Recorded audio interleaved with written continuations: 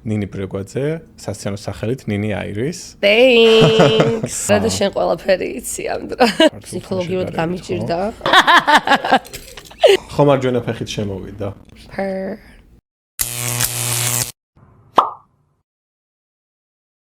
გამარჯობა მეგობრებო, ეს არის ქართული პოდკასტი ამერიკიდან, კვირა პოდკასტი. დღეს არის ჩვენი პირველი ეპიზოდი.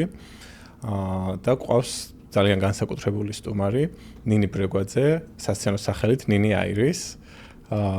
გამარჯობა ნინი, ძალიან დიდი მადლობა რომ ასეთი ნდობა გამოგვიცხადე და ჩვენს პირველ ეპიზოდში მონაწილეობაზე დაგვთანხმდი. ინტრიგნული შეკითხვები. გამარჯობა. დავით, როგორ ხარ?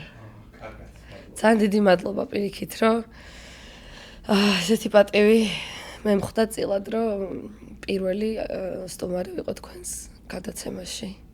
დავიდან მინდა ტურნეზე ვისაუბროთ, რომელიც საისულ ეხლახანს დაბრუნდი ნიუ-იორკში ტურნედან და ნიუ-იორკის შოუს მე დავესწარი, სასწაული შოუ იყო, მაგრამ სხვა შტატებზე და ევროპაშიც გქონდა შოუები, ხო? ხო, კი. აი მაგაზე რომ ძალიან კარგი იყო. მიდამერიკაში ვიყავი პირველად ბოდიში, სადღაც შუაში გაგაწყვეტინე.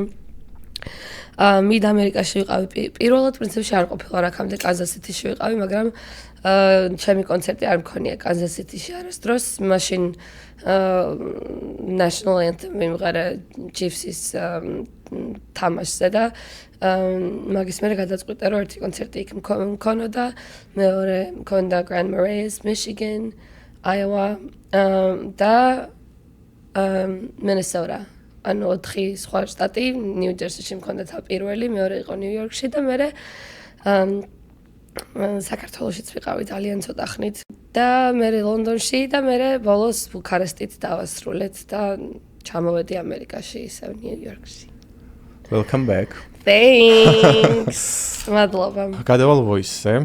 მიუხედავად იმისა, რომ ბევრჯერ გაქვს ნალაპარაკები ამ თემაზე, გვერდს ვერ აუვლით და ჯობია თავიდანვე ამ თემით დავიწყო.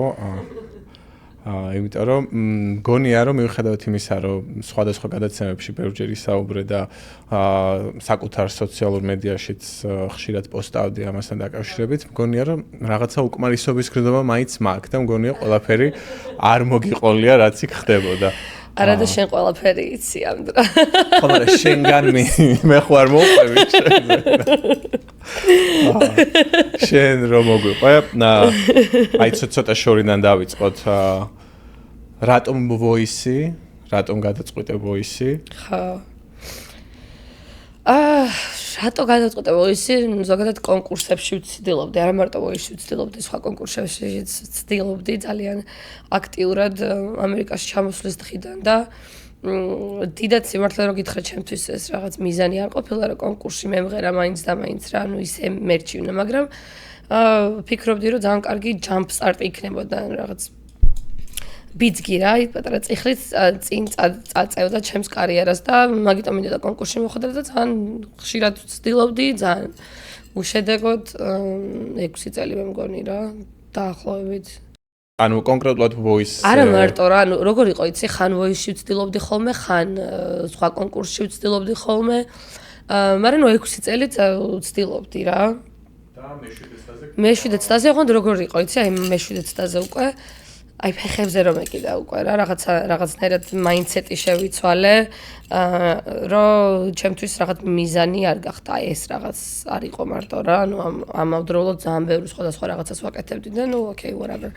ესეც იყო კასტინგი იყო და კიდე ერთხელ ხო, თან ანუ არსად არ მიწევდა წასვლა რა, ონლაინ გავაგზავნე რაღაცა ჩანაწერი თუ რაღაც და მეორე ტური, მესამე ტური და eventually მივედი. ამერიკაში ძალიან დიდი ბიუროკრატია ხოლმე, ზოგადად ყველგან და აი Voice-ში როგორ იყო, ანუ აი რამდენი შიდა ტურის გავლა მოგიწია, სანამ ბრმა კასტინგზე მოხვდებოდი. ცეკი ჯერ თავიდან იყო 90 წამიანი სიმღერა გავაგზავნე, მერე იყო 4 სიმღერა სრული ჩამაწერინეს და გავაგზავნე, მერე ინტერვიუზე დამირეკეს, მერე ინტერვიუს მერე მე მგონი მაგის მერე გადაგვარჩიეს უკვე აღარც მახსოვს რაღაცა 200 რაღაცა ადამიანი და მაგის მერე psych ტესტი იყო, ესეთი ფსიქოლოგიური ტესტი 4 საათიანი.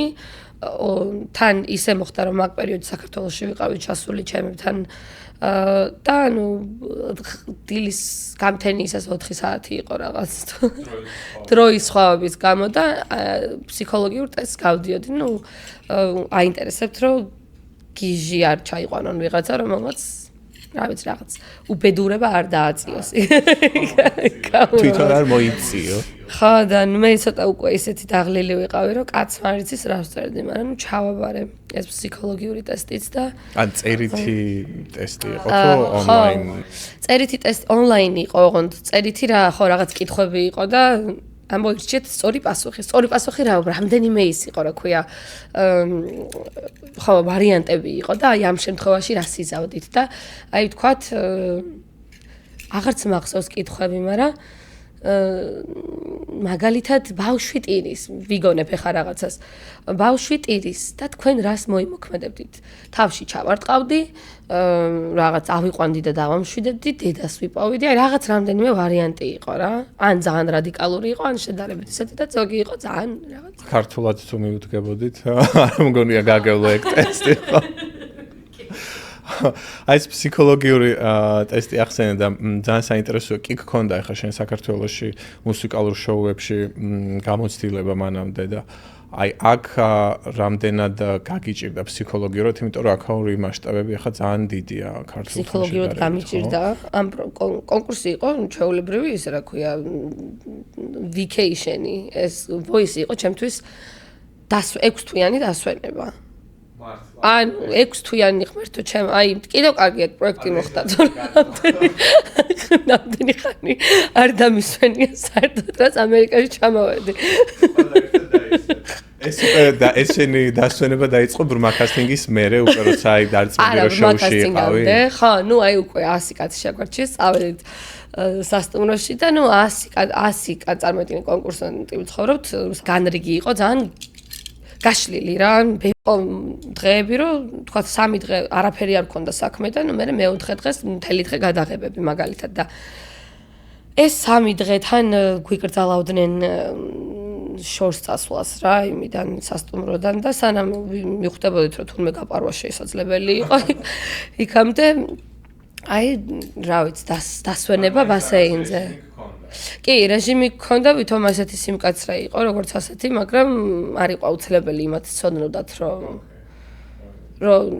ხო რაღაცა შოპინგზე, ხო, ნუ ერთადერთი ის არის, რომ განრიგი არ ვიცოდით რა, წინა დღეს გვეუბნებოდნენ განრიგს რა. მაგიტო ვერ წავიდოდი თქვა თუ ერთსად, ვერ დავგეგმავდი გრძელვადიან რაღაცებს, იმიტომ რომ წინა საღამოს ვიგებდით ჩვენი შემდეგი დღის განრიგს და ნუ ეგ იყო ცოტა რეპეტიციან რაღაცა, ხო რა, ეგ მარტო წინა დღეს გვეუბნებოდნენ და თვითონ რა დღეს მოგვიწევდა ბოლოს სიმღერა, ეგ იყო ცოტა სტრესული, რომ ან შეიძლება საერთოდ არც მოგწეოდა სიმღერა რა, იმიტომ რომ თუ შეივსებოდა დროზე ადრე ადგილები თიმებს მწვრთნელებთან, ბოლოს დარჩა 13 კონკურსანტი, მე მგონი ვისაც საერთოდ არ მოუწია სიმღერა.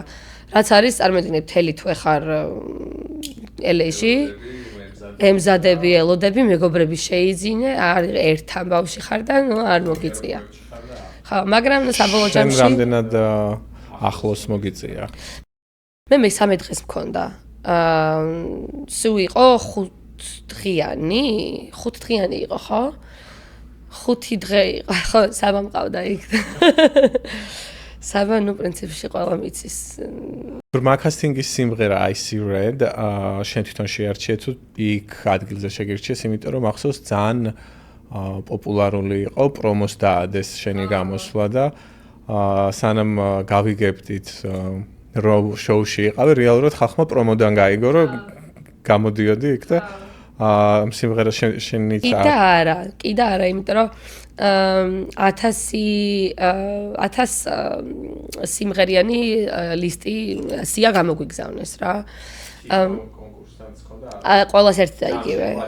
ხო, ჯამში იყო 1000 სიმღერა და ნუ აქედან გითხრას რომ რაღაცა 15 არჩიეთო და 5-იო თქვენ რაც გინდათო მიაწერეთო რა, იმიტომ რომ არ გაძლევენ ახლა შენით არჩევის სიმღერის არჩევის უფლებას, იმიტომ რომ რაღაც დოზით უნდა იყოს ცნობილი სიმღერები, თორემ remake ჩავწერე, კაცი შულმა არ არის რაღაც ესეთი სიმღერები რა, რაც მე მიყვარს და მგონია რომ მე კარგად ვიმღერებდი, მაგრამ მაინც reality show არის. ხო, ანუ მაყურებელზეა გათვლილი რეალურად, ხო?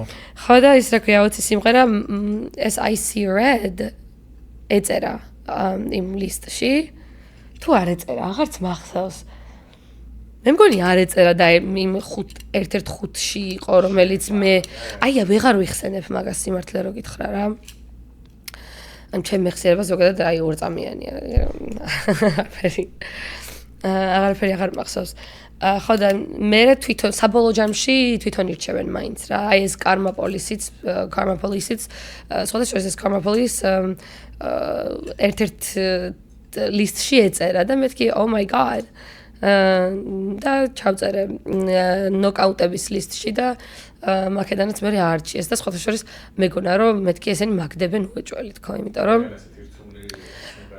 აი რთული არ არის რთული სიმღერა რეალურად არა აი გეტყვი ხარ არის რა არ არის რთული სიმღერა სამღერა და ნუ საოცარი სიმღერაა მაგრამ ვინ წარმოიდგენდა რომ მე აი ეგრე გადავაკეთებდი ხო მე რო ისე ვიმღერე როგორც ტომ იორკი მღერის ჩემი მონაცემები არ გამოჩნდებოდა მან საერთოდ რა და ეხლა ან ძალიან მენდობოდნენ რომ ძალიან კარგ ვერსიას გავაკეთებდი ან კიდე არ უნდოდა ხო და მეთქი აი ხა თქვენ გაჩვენეს ვერსიების გაკეთებაში შენი მწვრთნელი გეხმარებოდა თუ თავიდან ბოლომდე თავისუფლება გაქვს? თავისუფლება გაქვს აბსოლუტურად.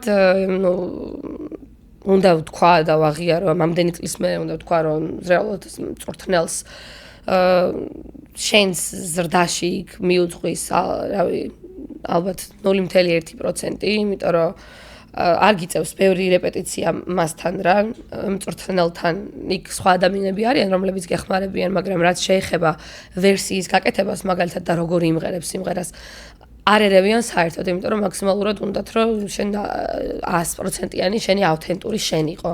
და ნუ შეიძლება მოგცენ შენიშვნები ვოკალურად თუ რაღაცას ვერ ეჭიდები ისე როგორც საჭიროა, რომ აი შეიცადე რომ აი გერები გახსნა და ხა ბარემ მწვრთნელზეც ვკითხავ ნაილზე.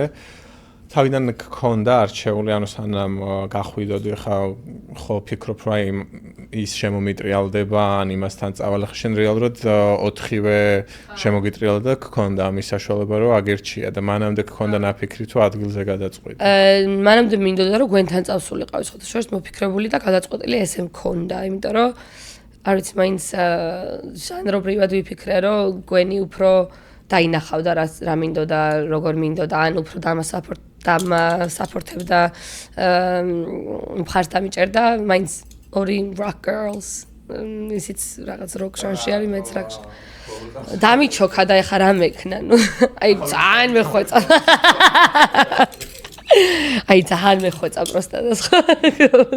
და გინანია მე აი შოუს დროს ან შოუს მერეც რო გამოხედი თუ გიფიქრია რომ აი სხვა რო აგერჩია შეიძლება სხვანაირად რეალურად ნაილის დამსახურებაა რომ მე ლაივ კონცერტებზე მე უკვე ფიზიკურად ეგ ვეღარაფერს ვეღარ გააკეთებდა რომ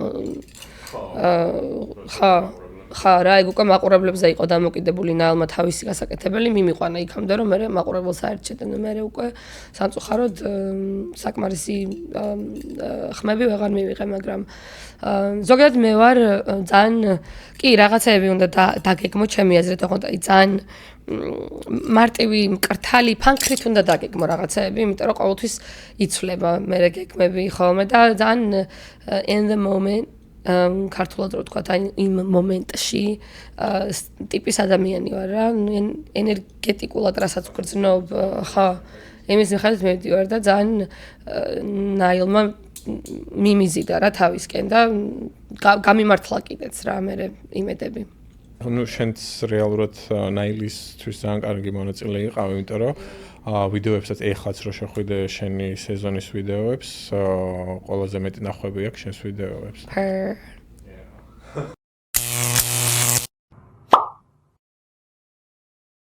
აი reverse რო ასრულებდი ზუსტად მე ხო გაფასებდნენ სხვადასხვა მწვრთნელები და რიბამ გააკეთა, მე მგონი ერთადერთი ნეგატიური კომენტარი, რაც კი მთელ შოუში მიგიღია, მე რაც მახსოვს იყო, რომ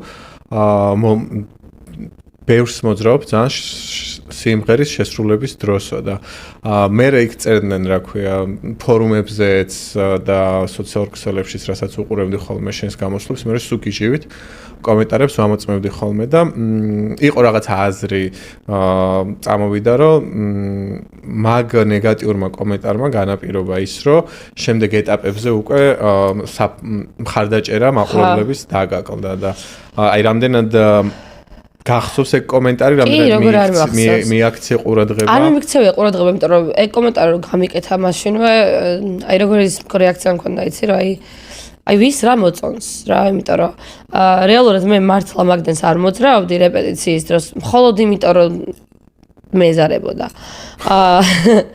და ეს რა ქვია, ეს ვიდეო რო გაუგზავნე ნაილს ჩემი რეპეტიციის, თვითონ ნაილმა მითხრა, რომ ეცადა რომ უფრო მეტი იმოძრაო, ხვდები და მე რიბა მითხრა, რომ ჩემთვის ძალიან ძად მეტი იყო, ეხლა ვის რა მოწონს, ხვდები და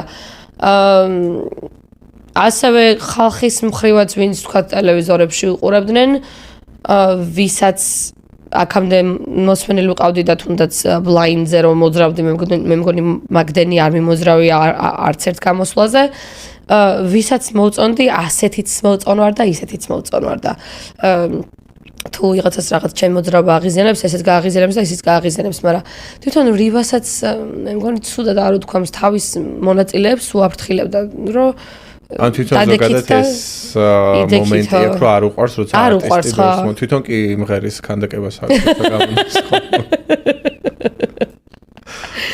ხარ ნუ აი სხვა დროის ადამიანია რა, სხვა დროებიდან არის და მესმის თვითონ რიბას არ მოწონს, ეს რიბას აზრი იყო, ნუ რაღაც ცუდად მითხრა, უბრალოდ მის გემოვნებაში არ ჯდებოდა და არ ვიცი ხა რამდენად მაგან გამოიწვია ზოგადად ამ გადაცემებს ამერიკაში ვინ უყურებს ხო ანუ რაღაც middle age ანუ შუა ხნის ხო housewives in midwest ხო ანუ რაღაცა შუა ამერიკის დიასახლისები ხო დიასახლისები ალბათ მაგათ გააღიზიანებთ და ყველაზე მეტად კიდე რა მიკვირდა რომ ნეგატიური კომენტარები თუ იწერებოდა შენზე, იყო ერთადერთი პირსინგზე ქონდა ხალხს გართულება რა და აი ამერიკაშიც რომ მაგაზე უკვირთ თუ არ ვიცი რა სიტყვა დავაქვა.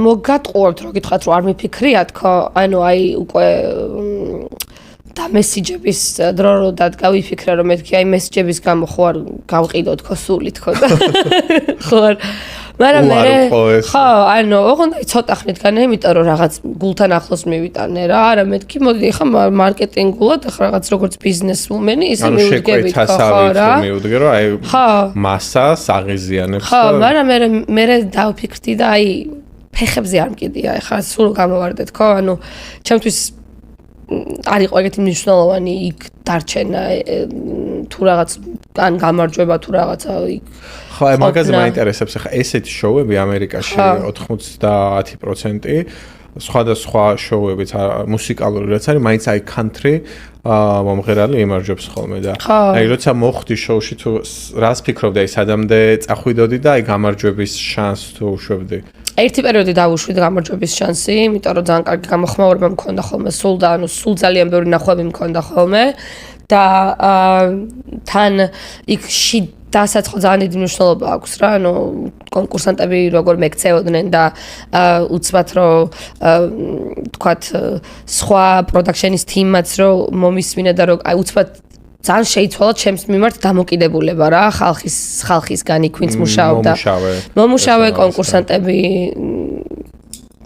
და მეთქი maybe I'm the one not I'm the one მაგრამ სიმღერა I'm the one მაგრამ ეს რა ქვია მაგრამ ხვდებოდი რომ შანსი შეიძლება დაყოფილიყო მაგრამ მე ხო ნუ რეალობა მაინც იქ დაარტყა აუთსაიდერებში რომ მოვხდი პირველად და რეალურად უკვე როგორც არა ამერიკელი საკმაოდ შორს გავედი.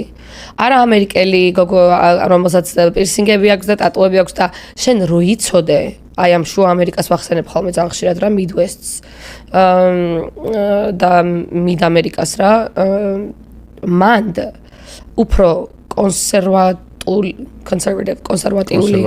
კონსერვატიული ადამიანები არიან, ვიდრე ძალიან, საქართველოში ძალიან ბევრ ადგილას საქართველოში რა. ეგეთი ადამიანები უფრო უყურებენ ტელევიზორს, მსგავს გადაცემებს, ხო. და ნუ მანდ მივხვდი, რომ მე უკვე კომენტარებსაც რო კითხულობდი, რომ აი ხალხს აწუხებდა ჩემი რაღაც სვირინგები, ტატუები ну, მე უკვე მივხვდი რომ ხო I'm too much for them. ანუ ძალიან ზედმეტი ვარ ამათთვის რა. ამათი გემოვნებისთვის. ხო, თან იმის გათვალისწინებით რომ როგორც ახსენე ქართველი ხარ, ემიგრანტი ხარ, მაინც ამათთვის. ხო. ხო, რეალურად ნახევარ ფინალში. ხო, ნახევარ ფინალში რაც აი მაგ ყველაფრის და გამომდინარე, მაინც ძალიან კარგი შედეგია. აი მაგ პერიოდში როცა ვოისში იყავი, სხვა მუსიკალური შეუდანაც გქონდა შემოთავაზებები. ხო, და აი ამას თუ დაგვიწყე. ეს არ იყო მაშინ, ანუ ვოისში, როგორ იყო, იცი? ვოისში რომ გავედი, ანუ უკვე რომ ვიცოდი რომ უნდა წავსულიყავი კალიფორნიაში. ზუსტად მაგ პერიოდში მომივიდა შემოთავაზება American Idol-დან. ოღონდ ისე რომ მე არც გამიგზავნია საერთოდ ის რა ქვია. კასტინგზე აღარ გავსულ რა. და ნუ აი რაღაცნაირად არჩევანი იყო რა, რომ ან ვოისში გავსულიყავი, ან American Idol-ში და გადაწყვიტე რომ ვოისში გავსულიყავი.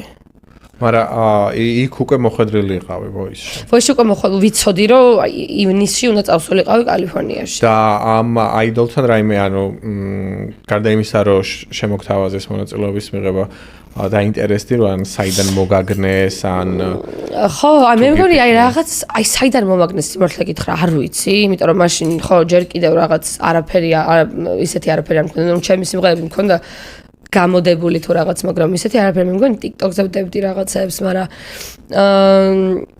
ხო რა, ანუ ოღონდ თან არ ვიძახდი რომ მეთქი, არა, ეხა უკვე აღარ მეთქი. აქამდე სად იყავით ხო, ოღონდ ხარ, იმიტომ რომ ამდენი წელია. მიწერე ქართულად. ამდენი წელია ვცდილობ სად იყავით აქამდე. და მე ის ხალი მიხვდა ოღონდ რომ ვოისში გადიხარო და არა მეთქი პერსონალური მიზეზების გამო. ანუ უარი უთხარი ხო, კომუნიკაცია რეალურად შედგა ეს. კი, კომუნიკაცია შედგა და ნუ მაგის მერე არ მოისვენა ოღონდ მაგ ქალმა მერე კიდე სხვაებიც მირეკავდნენ უკვე ვოისის მერე. რომ დამთავრდა ვოისი შარშანი იყო რა. და რატო ესე გომომდე რა? რაღაც მინდა ეხა კონკურსიდან კონკურსში ხო არ ვივლი აქეთ იქით. ნუ ერთიც გეცადა რა ურჩი. არა, კაი რამანება. ესეც არ მინდა რომ შემოკლე კონკურსები ეხა შენთვის, ანუ შენ ფიქრობ რომ დაასრულე? ანუ მე ხო რა, აი რაც მინდა. ნუ ერთ-ერთი კონკურსი, რასაც თქვათ, რაზეც ფიქრობდი და მინდოდა მონაწილეობის მიღება, ნუ ევროვიზია იყო. ისიც იმიტომ რომ ხალხისგან იყო ძალიან დიდი თხოვნა თუ რაღაც წამოსული და ხალხს ქონდა მოლოდინი რომ შენ იქნებოდი ძალიან კარგი წარმომადგენელი საქართველოს ხო და რაღაცნაირად ჩამიჯდა მეც რა და მომინდა რომ რაღაცნაირად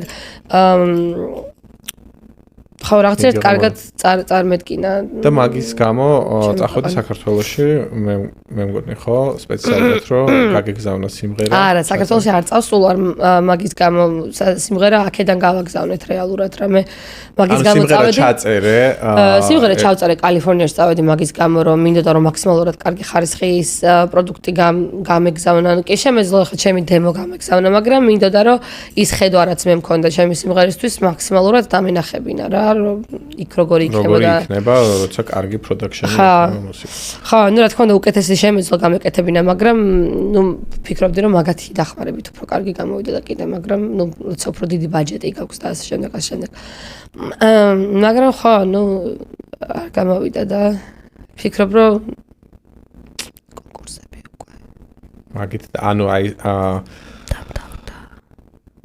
შემდეგ ჯერზე სიტყვაზე ანუ ევროვიზია ამ ერთი მცდელობით დაასრულე აღარ ვიცი აი ესე დავასრულე თქო ვერ გეტყვი რა ანუ ეხლა რომ მოვიდნენ და მითხრან რომ აი შენ თუ რაღაცა მხოლოდ შენ შეიძლება მაგრამ ნუ რაღაცნაირად არ ვიცი რამდენად უნდათ თვითონ რომ მეწავიდე ვის საქართველოს ქართული ევროვიზიის მესვეურებს. ხა, არ ვიცი, ანუ საერთოდ ვინ წყვეტს თუ ვინ ვისი სიტყვა არის ბოლო, არ ვიცი რა. აფასებს სიმღერას, რეჟიურა, ეს არავინ არ იცის. არ ვიცი, ანუ წესით და რიგით ხო იცი ხა საქართველოში როგორც არის, ვინც უნდა აფასებდეს, საბოლოო ჯამში ეგ არ აფასებს რა. და არ ვიცი, ვინ შეაფასა, ვინ გადაწყვიტა, რომ თქვათ, ჩემი სიმღერა არ იყო კარგი. არ იყო კარგი. შეიძლება არც იყო, ახლა მე რა ვიცი, ხა კარგი იყო, ცუდი იყო. ანუ განა ის რომ კარგი იყო და ცუდი იყო. ალბათ ის არ იყო, რაც იმ წელს უნდათ, რაც ხო, საქართველოში ეგ პრობლემა გვაქვს, რომ მოსახლეობის რაღაც ნაწილსაც გონია, რომ ევროვიზია არის ესეთი ურაპატრიოტული მუსიკალური კონკურსი და აუცილებლად ბუკით და ნაღარით უნდა წავიდეთ რა და აი ყოველთვის უფრო ესეთ ქართულ ეროვნულ სიმღერებზე მოდის ხოლმე ძალიან დიდი მხარდაჭერა რაღაცა მოსახლეობის ნაწილისგან და აი მაგაზეც მინდა რომ აი შენი სიმღერის ინსპირაცია რა იყო? არა და ყველაზე წარმატებული პროექტები, ანუ ყველაზე წარმატებული პროექტები რაც იყო ევროვიზიაზე, ნაციონალური არც ერთი არ იყო. ხო? ელდრაინი, სოფოხალოში, სოფო ნიჟარაძე, რომლებიც ყველაზე ესეთი და ნინა სუბლატი, რომელიც ჩემი ერთ-ერთი ფავორიტი იყო, ხო? ხალვარს ჰქონდა ეს ქართული ელემენტი, მაგრამ სოფხალოში პირველი მონაწილე იყო საერთოდ ევროვიზიის. ოკეი. ხო, მე ძალიან მომწონდა ელდრაინის და საქართველოდან ევროვიზიის. ხო, right. ეგ გიგულისხმობ.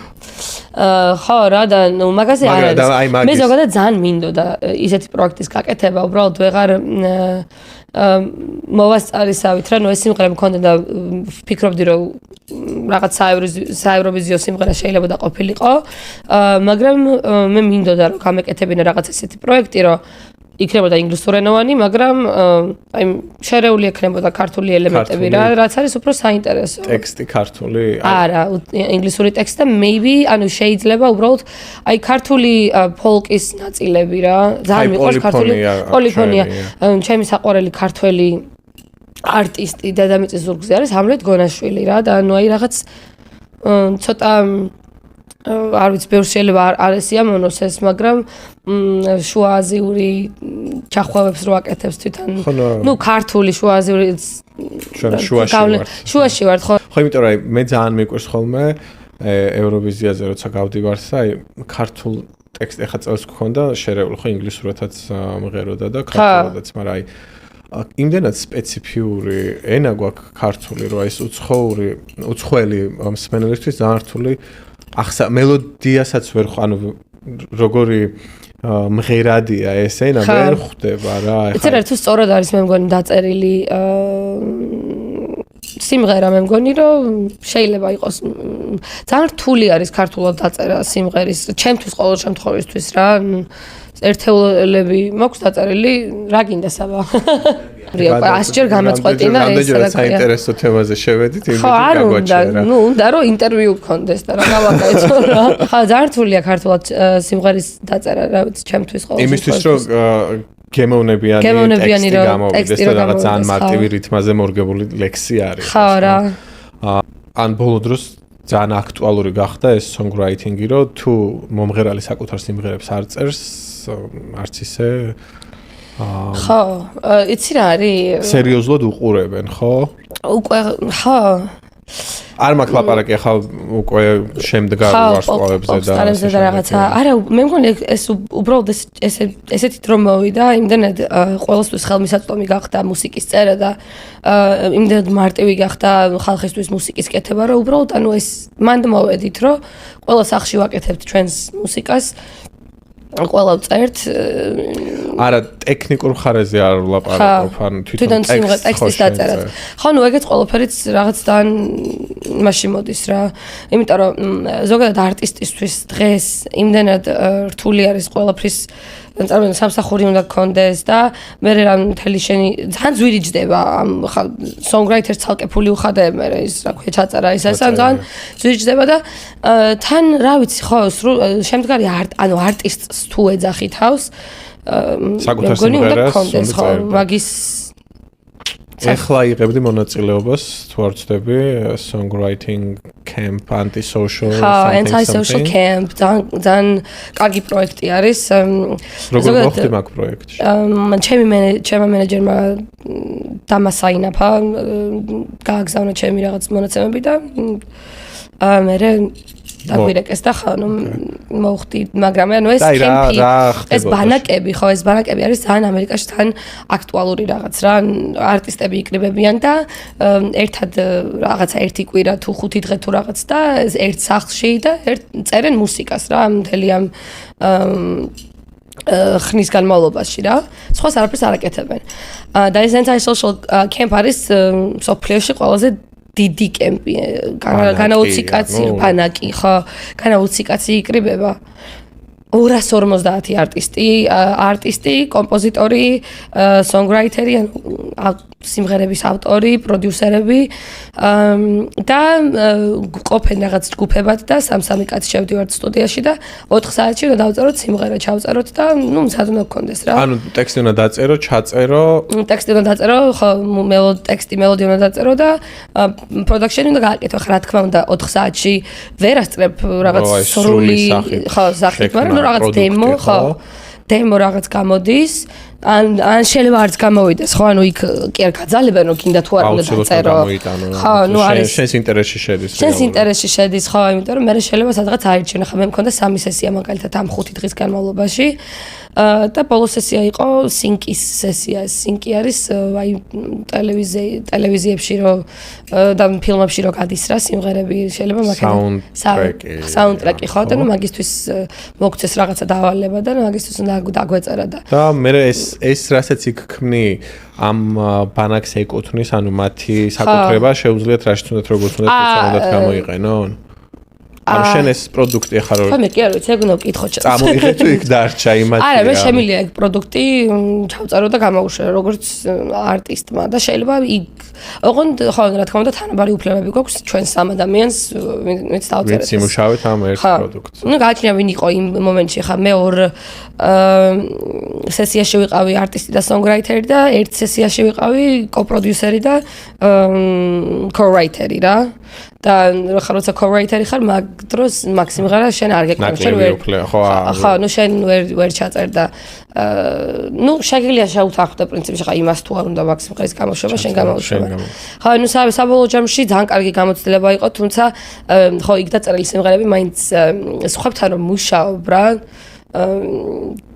არ მიჭერს სხვებთან მუშაობა, უბრალოდ ჩემი პირადი პროექტისთვის მაქსიმღერებს ალბათ არასდროს არ გამოვიყენებ რა, იმიტომ რომ ძალიან ბევრი რაღაცის დათმობა გიწევს მაგ დროს. ხო არ ვიტყვი, არა შენ იდეები არ მომწონს, მიუხედავად იმისა, რომ არ მომწონს მაგათი იდეები. გუნდი ხართ და უნდა გუნდი ხართ და ხო რაღაცაზე უნდა შეთანხმდეთ. თან ეს რაღაცაი დავალებასავით რო გაქვს და აი რომ უნდა დაჭდე და ამ დავალებას მოარგო, ანუ შენი ემოცია და ის არ არის ჩვეულებრივად სპორტი. რაც უფრო კომერციული სახე აქვს. ეგ იყო კომერციული. ეგ ბოლო მესამე სესია რაც იყო რა სინკისთვის რაც იყო. ეგ იყო აბსოლუტურად კომერციული რა, იმენა დავალება გქონდა. და უნდა მიყოლოდი ამ დავალებას და დანარჩენები იყო ის ერთგან ვიყავი, მე ვიყავი არტისტი და ჩემი რაღაც დღიურში რაც მეწერა, ნუ იმაზე დავწერეთ სიმღერა. და მეორე იყო, სხვა იყო არტისტი და იმ გოგოს უკვე დაწყებული ქონდა რაღაცა სიმღერა და ნუ მე მეორე ვერსი დავუწერე და პროდიუსინგში მივიღე ასევე მონაწილეობა და ხო, ნუ საბოლოო ჯამში უბრალოდ ძალიან კარგი გამოცდილება თუ არტისტს ან songwriters უნდა რომ ანუ songwriter-ი რო იყო რა, თორე შენი პირადი პროექტისთვის შეიძლება ვერაფერი ვერ გამოიყენო მან დაწერილი. კიდევ ერთი ექსტრა გამოცდილება. ხო. ეხლა წეგან ახსენე რომ ძალიან ძვირი ჯდებაო ხო პროდუქტის შექმნა და აი ამერიკაში რაც ჩამოხვედენ რა, რამდენად რთულია ესე ახალი ჩამოსული ემიგრანტისთვის, რომელიც ცდილობს რომ დაიწყოს კარიერა ის შოუ ბიზნესში, რომ იმიტომ რაღაცით ანუ შენი შემოქმედებას საფორტი ხომ უნდა გაუკეთო ფინანსურად, მანამ სანამ დაიწყებ ფულის გამომუშავებას სიმღერით, ხო? აი, რამდენად რთულია ეს განსაკუთრებით ახალ ჩამოსულს. ძალიან რთულია, იმიტომ რომ გააჩნია რა განათლება გაქვს რა. თუ შენ იცი როგორ დაწერო შენი სიმღერა და ჩაწერო, რაც ძალიან ბევრმა იცის დღეს უკვე და გჭირდება რა რაღაც მხრივ რაღაც დოზით განათლება გჭირდება. მე რო აქ მუსიკალური. საბოლოო ჯამში მივდივარ იქამდე რომ საბოლოო ჯამში გინდა კარგი სიმღერები. და რა ვიცი, ყველას ურჩევდი რომ წერეთ ძალიან ბევრი წერეთ, ყოველდღე წერეთ. ეს სოციალური მედია რამდენად წეგან ახსენე რომ აიდოლმაო TikTok-იდან მიპოვაო რა და რამდენად მოქმედებს, ან რამდენად შეიძლება აი გაგივარდეს ისე რომ აი როგორც Benson Booms ხო რეალურად TikTok-ით დაიწყო და ეხლა სად არის ტიპი და რამდენად მუშაობს ეს შენ შემთხვევაში ჩემ შემთხვევაში ხო თუ მუშაობს რატო არ იყენებ? იმიტომ რომ არც ისე აქტიურად იყენე. მე ძალიან ცუდი ვარ მაგ ყველაფერში რა. შენთან წუწუნობ ხოლმე ძალიან ხშირად. არ ვიცი, ანუ აი ჩემთვის ძალიან არაორგანული არის რა, ესე მგონია რომ მე რო TikTok-ებს ვიღებ, ძალიან ბანძი რაღაცეები გამომდის და არ გამომდის კარგი ხარისხის. აი თუნდაც ტელეფონით გადაღებული განა იმას ვიძახი რომ აი ბანძი ხარისხი. არა, აი რაღაც თვითონ პროდუქტი გამოდის დებილობა. ხო, მაგრამ TikTok-ია, TikTok დებილობა უნდა იყოს. დებილობა, ხო და არ მიყვარს. იცი როგორ ვერ ვიტან ამ დებილობას? სინამდვილეში შენთან ამას წინათ ვილაპარაკე კიდე სხვაგან რომ ვერ ვიტან რეალურად რა, სადაც მოვედით რა. მე როგორც არტისტი, როგორც მუსიკოსი, არ უნდა მჭირდებოდეს TikTok-ზე ღლიცინი. წესით და რიგით. TikTok-ზე ვიღლიცინებ მარტო იმიტომ რომ TikTok-ზე ვიღლიციно, მაგრამ მე რომ ვიცი რომ ეს ჩემი მუსიკისთვის კეთდება, მე უკვე მიჩნდება ეს რა ქვია რეზენტმენტი რა, ნუ არ მინდა. რატო ხო პროტესტი, რომ ეს რა შუაშია საერთოდ ერთმანეთთან, ხო, მაგრამ ნუ დღევანდელ რეალობაში შუაში კი არა პირდაპირ კავშირშია. შუაში იმიტომ არის რომ სმენელმა გადაინაცვლა აი სოციალურ ქსელებში თუნდაც TikTok-ში, ანუ იმ რაოდენობის მომხმარებელი ყავს ამ TikTok-ს, ხო? რომ ანუ მან გაქვს ყველაზე დიდი ბაზარი და მან შეგიძლია ყველაზე მარტივად მიაწოდო ხალხს და თუნდაც ღლიცინი ხა შერასაც ეძახი და შენთვის გამაღიზიანებელი. მე არ გამომდის თორე ვიღაცების შეიძლება იყოს შენთვის. რატო გონია რომ არ გამომდის? აგერ ვზივარ და ხარხარებ ხოლმე და ვაგერ ვაგზავნი იმებს, რა ქვია სასაცილო კონტენტს, მაგრამ მე არ გამომდის. ხო, მაგრამ სასაცილო კონტენტზე არა მაქვს ლაპარაკი. შეხო სასაცილო კონტენტს არ აკეთებ, ანუ გამოხვალ სიმღერას დადებ, სასაცილოდ შეგიძლია რომ გააკეთო. ხალხს ეგ ხვდები.